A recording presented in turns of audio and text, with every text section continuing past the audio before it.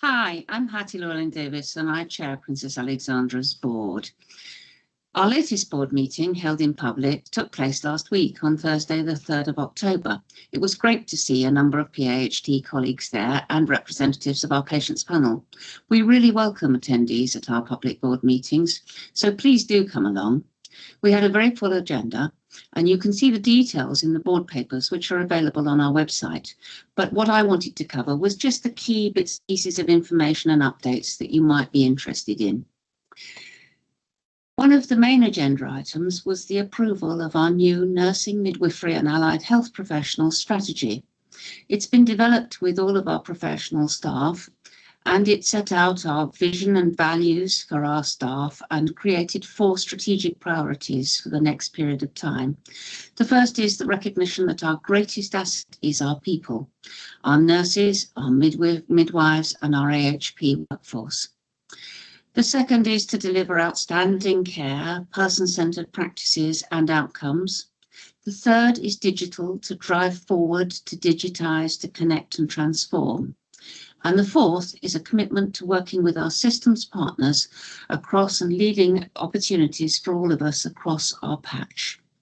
The strategy was approved and was really well received by the board members at the meeting. The next bit that we talked about in depth was our inpatient survey.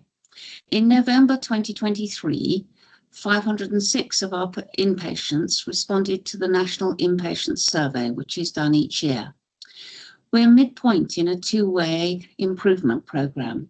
We have evidence of improvement over year 1, and 19 questions are now reaching the national average of other trusts. Benchmarking our 2023 performance against the 22 performance and against other organisations shows an improvement year on year. We know we're not where we want to be yet, but we are getting there. We also discussed the impact that environment has on our survey results, reinforcing the need for our new hospital.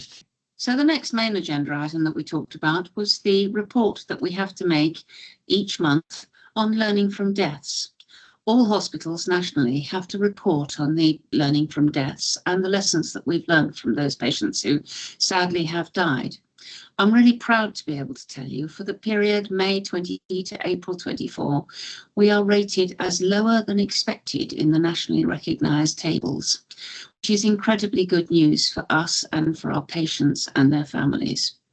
There are still key pieces of learning and updates on the current programme that we need to make to improve clinical practice and patient outcomes even more, but it is a brilliant achievement, and the board commended the work of all of our teams across the organisation for this achievement.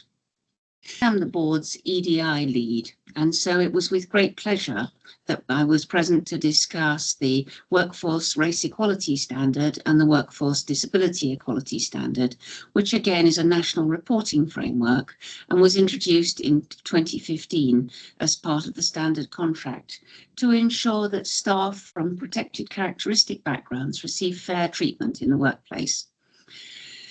The Workforce Race Equality Standard is designed around 9 different indicators and measures which compare the experience of BME colleagues and their white counterparts, or people of colour and their white counterparts.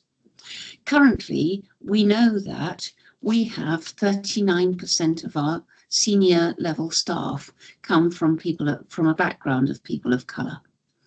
That is very, very significant higher amongst our medical staff, and some degree higher amongst our senior level nursing staff. We're very considerably above the target set nationally, which aims at 19%. And as I said, ours is at 39%. It's also above the national average overall of staff being around 25% coming from people of colour backgrounds. So that suggests that we are on the right track on our BME targets. In terms of our disability targets, we have 3% of our total workforce confirming that they are disabled. We are very clear that the actual figure is much higher than that.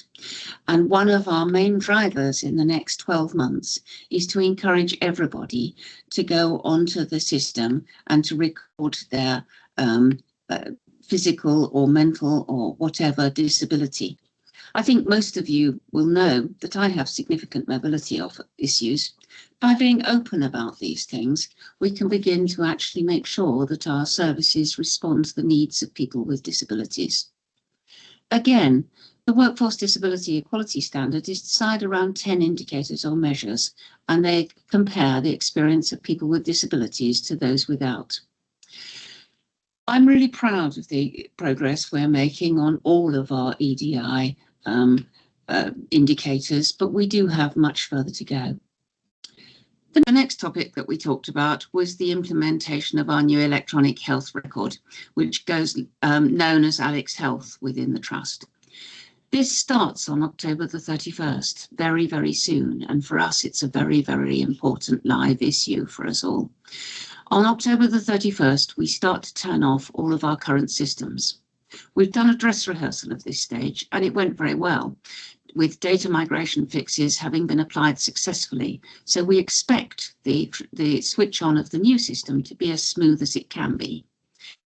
We, at the moment, one of our priorities is working with our partners, our GPs and pharmacists in the community, and raising awareness for them and for our patients of the changing system, and asking them all to be understanding in the first few days and early weeks of the transfer. There's an enormous sense of excitement amongst our clinicians, and our new cohort of resident doctors are often very familiar with the system, having worked elsewhere where electronic health records are already in place, which gives us a lot of knowledge and advantage. We know that the transition will be challenging at times, but we are doing everything we can, and so far we are doing really well. So we really hope that it will be smooth and that you will not experience problems with it. So overall, a lot of improvements and plans right the way across our work at the moment. It's an incredibly busy period for us. The board wanted to thank so many individuals and teams across the organisation for their hard work and commitment. We know that it's going to be a busy few months ahead of us. Thank you for listening.